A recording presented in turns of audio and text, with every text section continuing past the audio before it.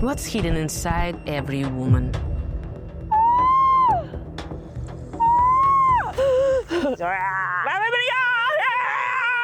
It can burst out like this, just to shock you a little bit. or like that, or even like this. That's the sound of pain, and when it all comes out, only music stays inside. I am healing woman. I am woman, woman, woman. I am loving woman. I am shining woman. Good day, everyone, and it couldn't be different, and you'll get why after watching this video. Today on Mira and Sisters Channel we welcome Peruquois. She's so far from the usual singer. Her voice touches women's heart and heals them with love.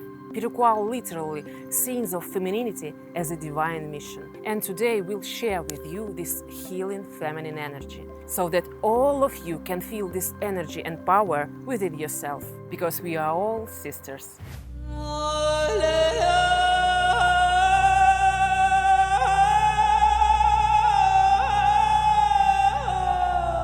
My voice works like a vocal ayahuasca in the sense that it opens up time and space. Peruquois, an extraordinary singer from Australia who moved to Russia for love.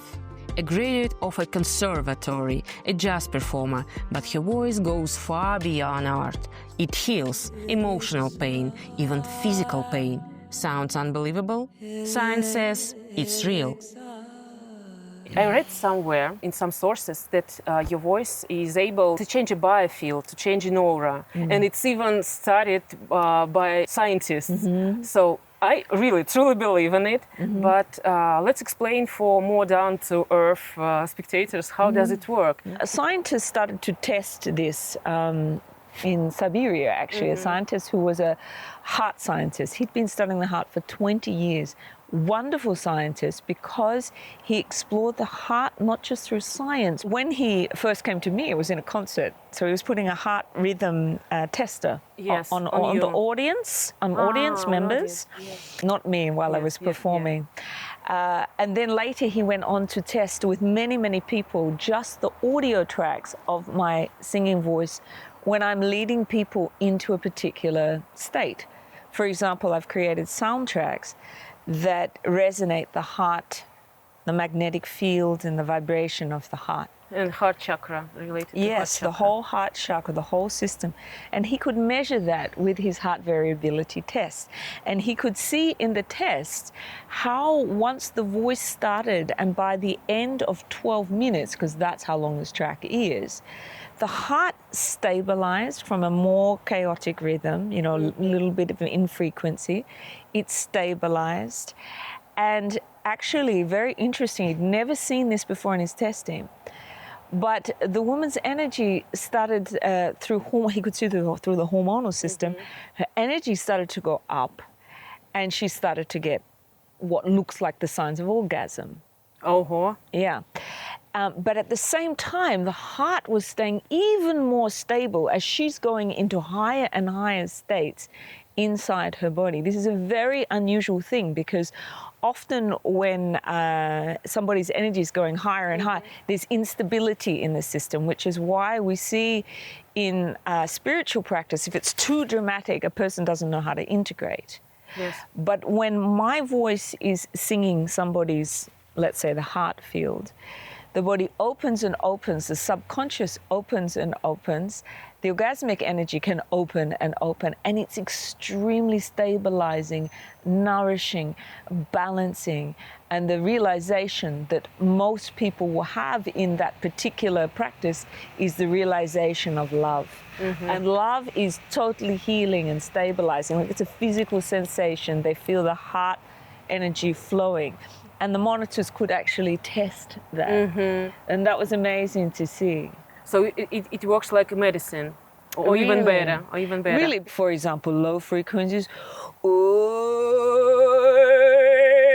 You want to move energy when it's very physical and stuck and blocked, right? You need a deep, strong vibration. But then there's the spin of that feminine energy when we come into a higher vibration.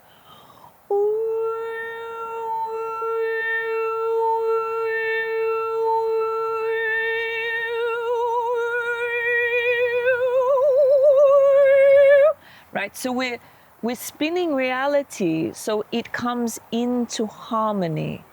Or we might want to shake reality and move all the disharmonious energies in your field, in your auric field, right? Maybe someone of your audience members shared with you some results, maybe their cases and examples, the most vivid examples you can share with us in a nutshell. Some impressive. In the practice room, or when women are using the practices in the headphones online or whatever, there's been many changes in women's hormonal system. They've managed women who have lost their menstruation way too early, you know, in their 30s or early 40s. After doing the practice with the soundtracks, their menstruation has returned to normal. Some women have released cysts out of their ovaries. There's many stories because I've been working for 30 years with women now. It definitely has a super impact, because not only does it work on the physical womb, in this case with the women who are healing something inside, but it's getting to root cause. And that's how we start to see the changes. It's not enough just to do sing and do some physical healing. We always, with sickness, we always have to go to root cause. And there's so much root cause in women's womb on this planet. You know, root cause means abortions, difficult births, miscarriages, rapes, abuses, deaths that were not able to be processed. Like, it all gets stored there. Peruquois has been through a lot. Her life story could be a Hollywood movie. She even wrote a book about many challenges she faced from childhood, losing her father, an abusive stepfather, and having to grow up on her own at 15 when her mother left. She went to live with her aunt, hoping for a happy life, but what awaited her was a shock. I was just about to turn 18. I mentioned I traveled when my mother left me. I traveled from one part of Australia to the other to join my auntie. When she came to collect me on a bus, it was a 40-hour bus trip, I met her, but she was with a new man. And they said, "We've got a surprise. We're taking you to the forest for a week with horses." She was a horsewoman. It was New Year's Eve. We were drinking, etc. My auntie went to bed. The new boyfriend, we're chatting. He starts inquiring about my sexual life, etc., etc. I'm still a virgin. And he convinces me that he should be the man to take my virginity. And I'm like, no way. But somehow he managed to take me into the forest and raped me. It was a big shock. And when I woke the next morning, I didn't know what to do. Do I tell my auntie that her new man that she's totally in love with, I decided not to tell her. And that same day, she prophesied my whole life. She gave me this vision that you will be a great singer, you will study jazz, it was like the vision of my entire life. So I still didn't tell her, because she'd given me the greatest gift. But somehow the secret got out. Because the man was such a psychopath. He was trying to convince her to make us a threesome. Can you imagine? When my auntie found out about it, of course, she was ragingly angry. Fortunately, my auntie was wise enough to rage. She was raging at him. And Peruquois wanted to scream from pain, from heartbreak. And she did scream. She screamed, she growled, she sang, letting all the pain go out. And I intuitively, instinctively understood that the only way that I could get it out of my body was to sound it out. And I started walking in the forest every day. And I started letting out, first of all, just little sounds, you know, like, and then they just got bigger and wilder and more powerful. Of course, you know, in your mind, you're thinking, if anybody sees me, they're going to think I'm a total lunatic, right? I'm totally crazy. But it felt so empowering inside to let this out of me, you know. You know, like just using sounds that made no sense to my mind. But after 2 weeks of doing this every day, I was suddenly felt like myself again. And this lock on my throat, it started to go away. 1 second. Helicopters issues. how it turned into the music. It was an intuitive healing that I created, right? But it wasn't until when I was 23 and then returned to the same feeling on the earth. I was in America at the time, but I started to find these sounds again. And actually this rape started to come up again when I was in the middle of a ceremony, and it was a fasting ceremony. So we sit in a mountain for 4 days without food and water. And all these pain started to come up out of my memory, out of my body, and then these sounds started to come again. And then I understood what had taken place, that I had healed, and I was still healing myself using my voice. And I woke up. I realized that I was here to use the voice for healing, not for entertaining, really. I made a promise at that time in my life. If I can sing for you to hope to wake up humanity to understand that we are part of this biofield of love. I said, if there's any way I can sing for that, to tune people back into that realization themselves, please show me how to do it. Within 2 weeks, a Native American shaman came into my life from America. I was in Australia, and said, I've been waiting for you. You've come to be my singing woman. By the way, there's a catch, which he didn't put it in that way, but you'll be one of 7 wives. Yes. If you want to study with me, you're one of my 7 wives, and you're going to have my baby. And I'm like, oh my God, no way, not possible. But somehow I ended up as his wife. I did end up having his child. I was together with him for 11 years. And he broke me down layer by layer by layer. And helped me return myself to myself. And then it was done. 11 years and it was done. Completely with this man, it was done. And I moved on. The experience Peruquois gained from living in a harem is, let's be honest, truly unique for the 21st century. But where else could she have learned real love for women, unconditional sisterhood, beyond competition, envy, hate, and Peruquois, one of the first to lead women's healing practices. And there were not many of these on the planet at this time at all, really. It wasn't a thing. There was no feminine practice back in, 1994, 95. So then I built into the practice of dealing with rape, dealing with abortion, etc. For example, when you're letting go of a past man, he's been making love to you or having sex with you, the energy is going into your womb. And it creates energetic attachment. It's common knowledge now. But how to release that energetic? Well, that's through a womb cleansing, using your voice to vibrationally move that energy out and dissolve it. Or, for example, when somebody is letting go of maybe an abortion, a miscarriage, a painful birth, she has or sickness in her womb. Again, the womb cleansing practice. That was a real revelation for me. I remember when I think I'd worked with women for 3 days, but I could not get through to this one woman. Whenever she would sound, she would be like, there's no power there. And it wasn't until I understood that she needed physically holding while she was sounding. Actually, another woman holding the womb center, like standing at her side, holding the womb center front and back, so that she can release the voice and the whole energy of that's locked in the throat, in the womb, in the whole body. But the woman acts like a midwife, holding her so that she knows she's loved, she knows she's held, that she's free to let go of that deep lock in the body. Everything I've created, I've workshopped it, I've created it, I've workshopped it, I've tuned it from inside my own body and from the experience. And you've passed it through yourself as well. Yeah, I've passed it through myself. Now you see with a lot of teachers online, they just don't have this experience. Of course. And singing, letting your voice out and performing or just screaming, it's all about release, I think. And women tend to suppress, to hold back when it comes to orgasmic screams.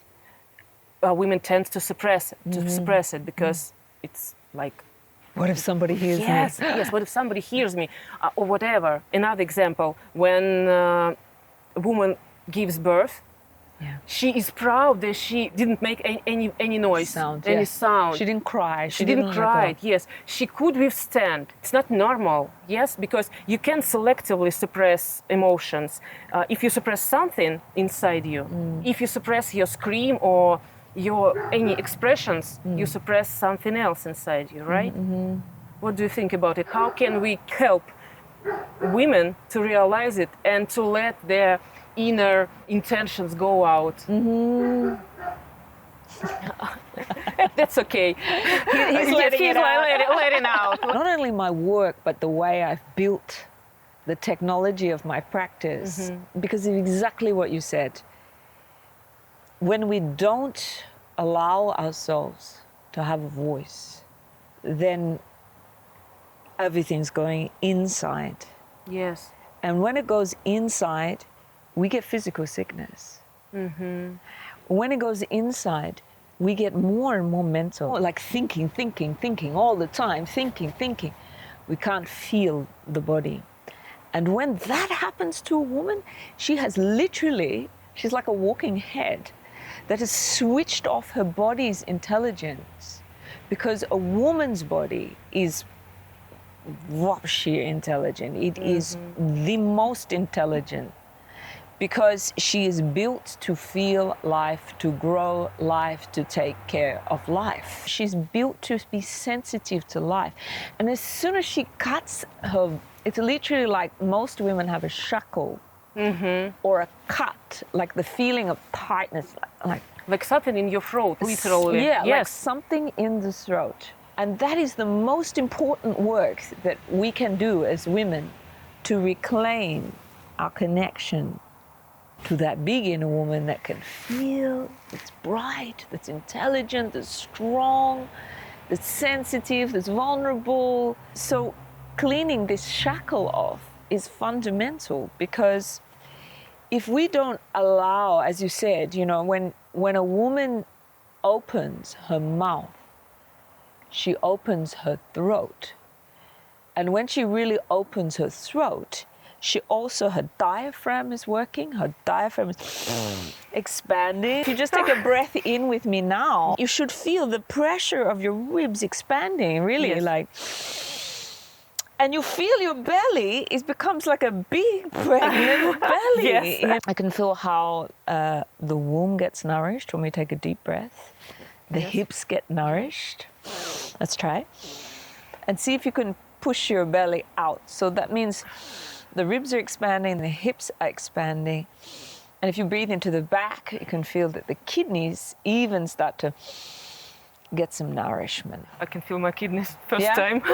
Yeah, it's beautiful that when we're breathing this deeply, and then we use our voice to release that fear, that pain, that mental, gestured worry, thoughts. Yes. When we release that, your voice has the greatest power to bring you to a state of goodness. And it sounds like this. When we release this kind of mental tension, bodily fear or pain or anger, none of those things that we have in us are wrong, right? Right. But we've been taught that they're either weak, like you mentioned about the woman, you know, birthing the baby, she should be strong and not make that sound. But it's not natural, it's imposed. It's not only not natural, the voice, this is sphincter muscles. This is a muscle here that opens, and it's the mirror of the cervix. So when this opens, the cervix opens, the vaginal canal opens, and the baby comes out much more naturally and easier. Just to shock you a little bit. Yes. This releases the throat, it releases the mind, and it also starts to release the belly and the deeper centers. So I built a whole way of women's practice where we release the throat, we release the tension in the heart, you know, that pain in the heart, we release the belly, and each center has its own primal sound. Yes. Each center. The yoni has its own sound. Not just that the yoni has one sound, it has many sounds, like when we're making love, you know. But to release the yoni first, it's a very small vibration. And it starts on the vocal cords and it mirrors down the bottom. So what you do on your vocal cords, when you're breathing deeply, the yoni starts to go, ah, and that's the sound. Can we try? Yeah. Let's put our hand on the vocal cord. So when you speak, you can feel the vibration of your voice, right? Yes. Let the tongue drop to the root. Very relaxed. You see, it's difficult for me. It's still difficult. Let it relax more. You're trying. Just Now. I need to practice more, definitely. Because you can feel that there is something blocking there. Yes, and I had my own experience, maybe not for the record even, just for sharing.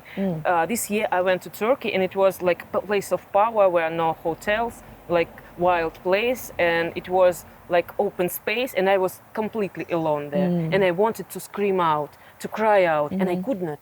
You can believe I couldn't because nobody was watching. So I was holding it back. Like it was, not, But let's talk about that. And let's keep this on the record, because one of the things that is not healthy for a woman is to scream. Because when we scream, the vocal cords rub together and you literally can lose your voice very quickly from screaming. Screaming means that you're trying to get it out, but you actually do damage to your vocal cords. So one of the things in my practice is, even if I've got 500 women in the room, I'll say not a single woman in here must scream because you will hurt yourself. And releasing does not mean hurting yourself. We start with the deeper sound, primal feminine sound. It's not about screaming. Primal feminine sound is more wide and wild, and it's a little bit more like the sound I started with. Ah. Can I try? You drop your tongue to the What?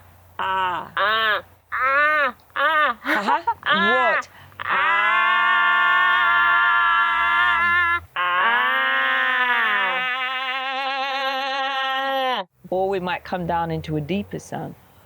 Ooh. It's a deeper vibration. It comes right down in the chest. Ooh.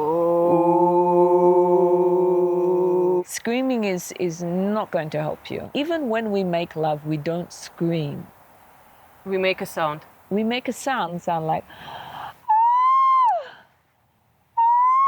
Now, you can immediately see my body's moving in waves, right?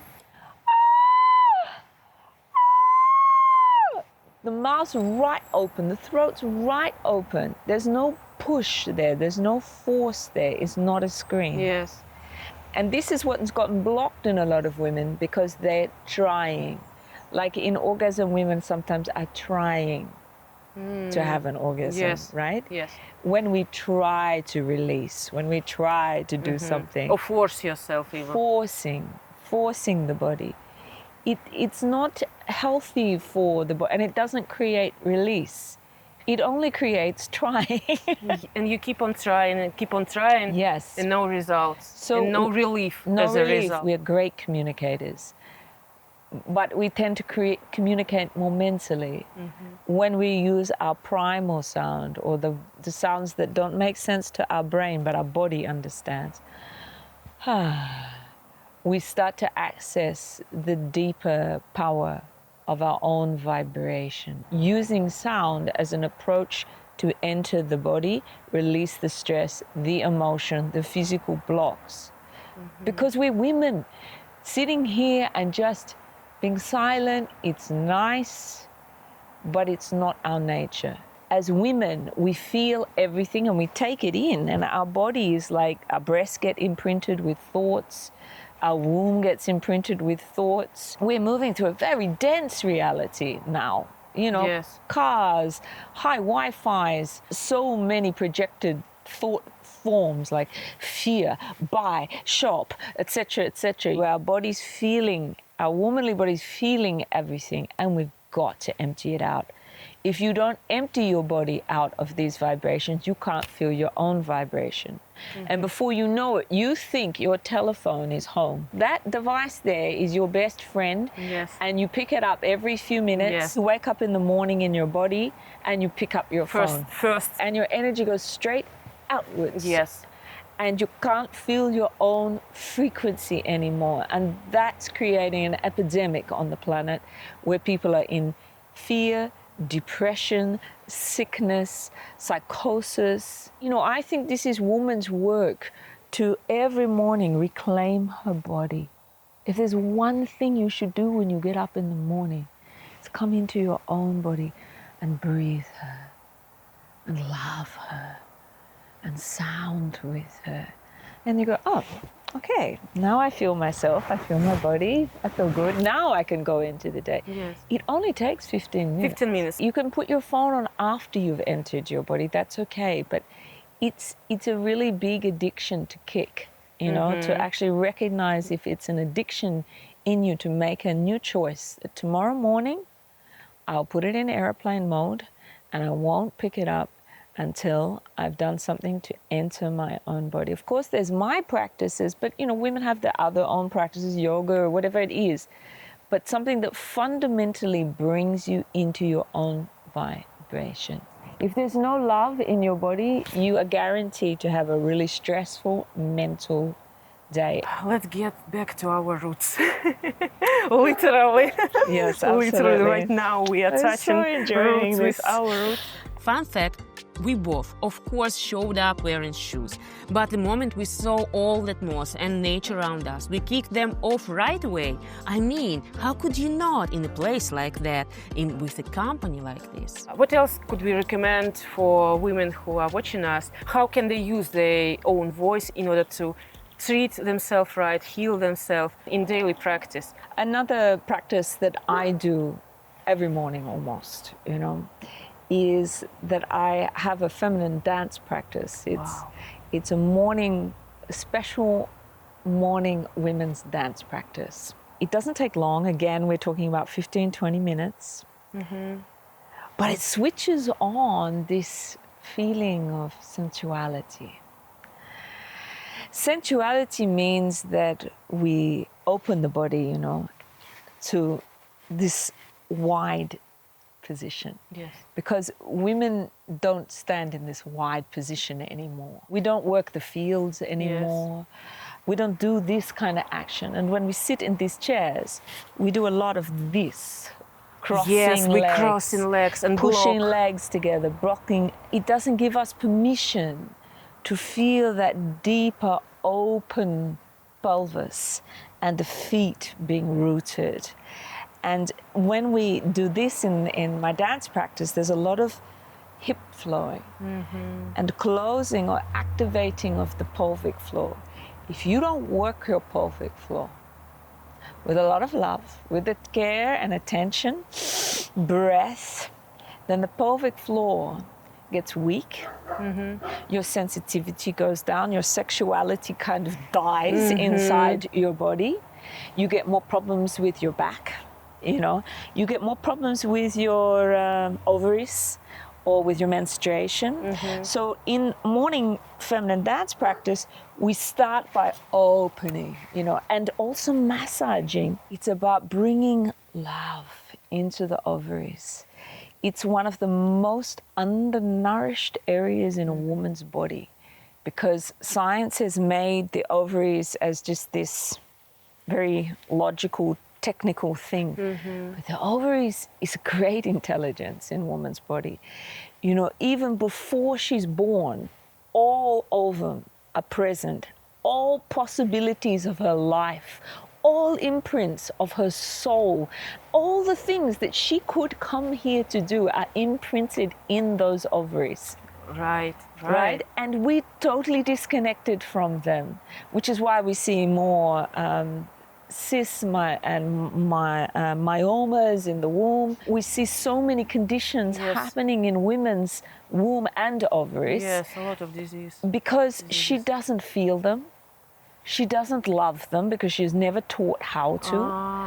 So dance, when we start to roll the hips, work with the pelvic floor, breath, love. And of course I created beautiful soundtracks to put a woman inside this very sensual inner universe. My yoni, yoni, yoni, yoni. I open to your love. You know, like where she starts to actually be sung to inside her own body. I have my all-time favorite mantra. It's your mantra, like, I'm healing woman. I'm feeling woman. It's a wordplay, am I right? Yes. Woman and boom inside, right? Yes. And I want to share with you my own personal experience about this mantra.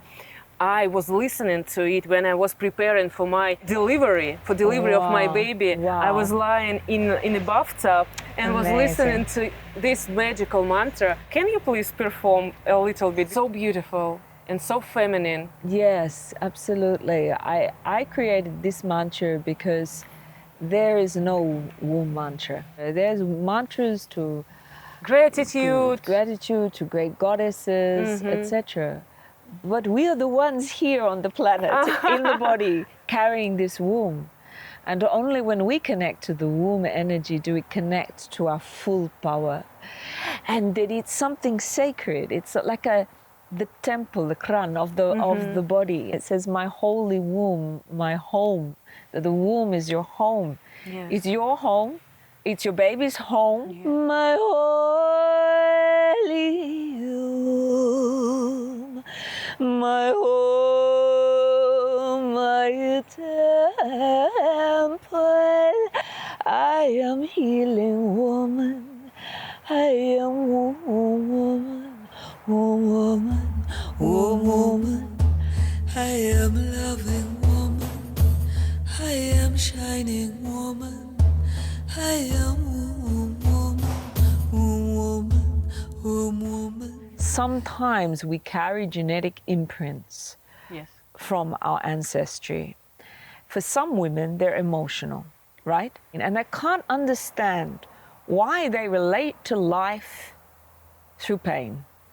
They manifest relationships, and they're always painful relationships, you know, because sometimes they carry a genetic imprint of their mother's pain, of their and the one they don't even know, their great-grandmother's pain or their great-great-grand.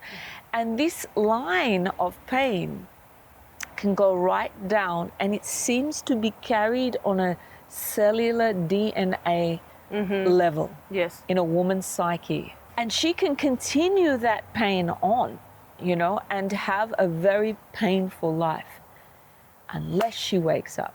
No, I will not let this pain close me.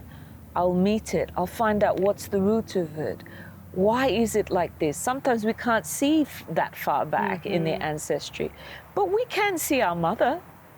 You know, we can see what our mother's pattern was. And when you truly, as a woman, inquire into your mother's story from an impersonal place, not the one that got victimized by it or hurt by it, but actually the one who truly comes to your mother and says, please tell me the story, what it was like when you lost your virginity. Like really real questions that your mother might just go, oh, what's going on? No, I'm not going to tell you that. Please tell me that, because not because I want to judge you, I want to understand you, and I want to know how you felt as a woman, as a girl. I want to learn about who you are. That's a very vulnerable moment. So what in that vulnerability and that honest inquiry, like, Mom, why was it like this for you? Why is this pain like this for me? We can actually bring all that pain forward into the moment, meet it, and it's like you start to change your relationship to how you relate to that particular pattern. We're talking about a pattern that's carried forward in your daily life, because you said, I want to know you, my pain.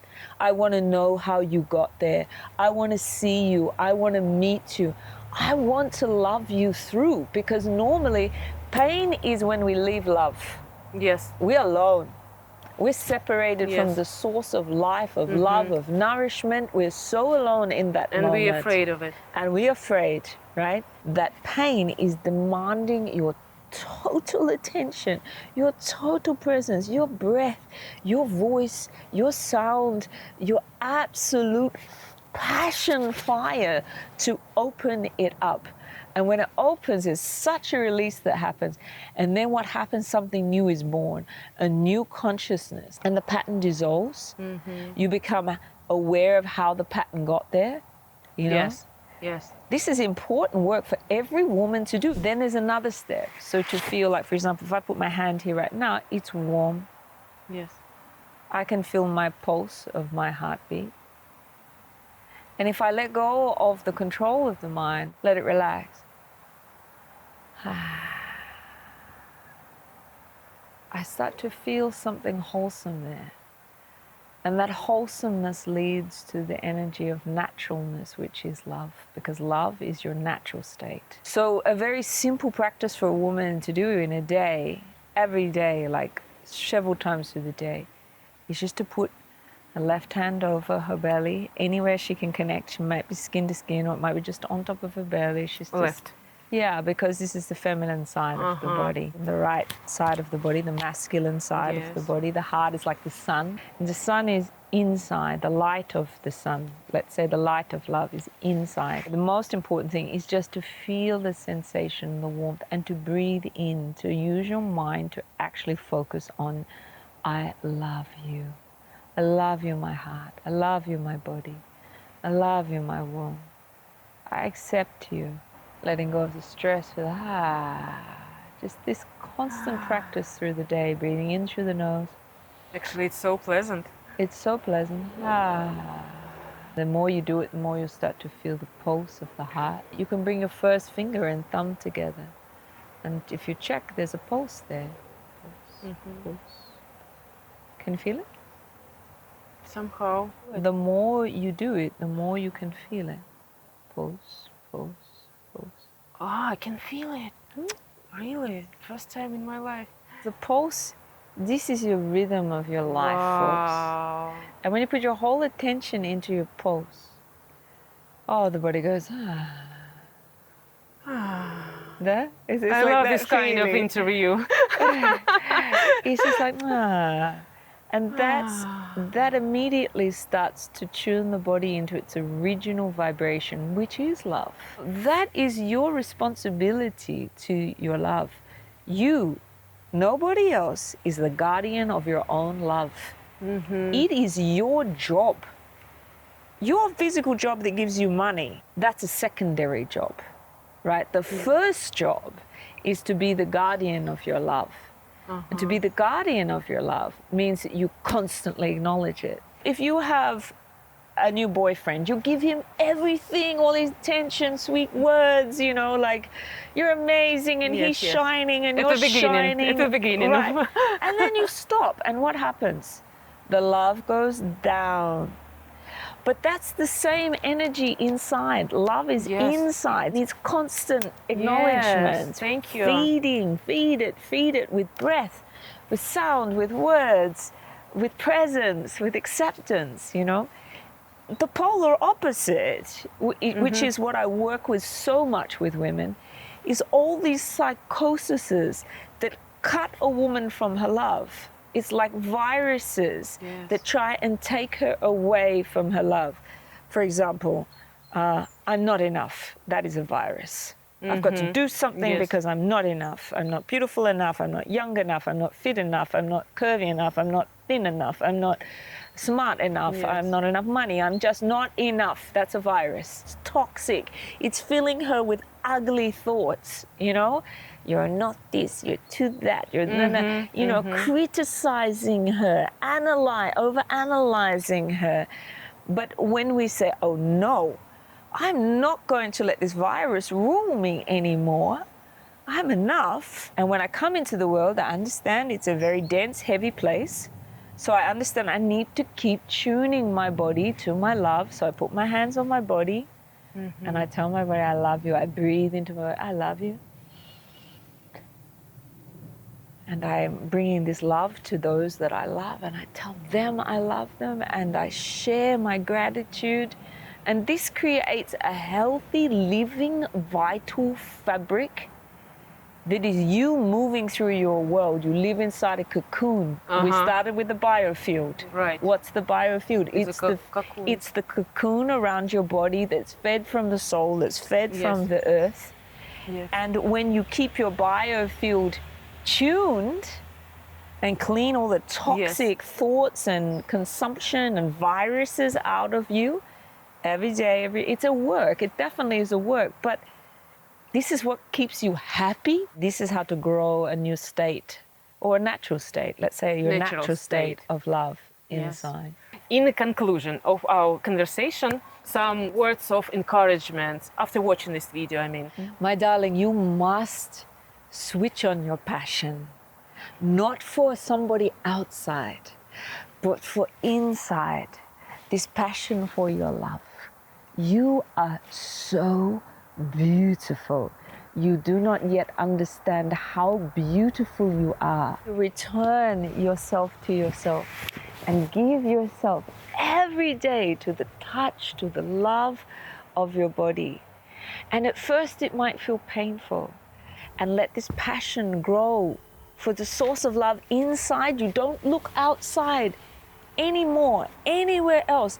Everything you need is inside of you. It's a magnificent pathway. At 55, I can say, I follow this pathway, and this is the pathway that keeps you young. Young in the sense of not being wrinkle-free, but young in the sense that life is flowing through you and feels vital. Ты свою первую песню, которую ты написала. Да. Что-то там про сестер было. Ты можешь напеть? Да. If I'm not mistaken, Hey Sister or Sister Coming. Do you remember? Yeah, absolutely. Though we're not of the same blood, when you feel, I feel what you feel, though we may be far apart. 'Cause if you laugh, my heart is singing.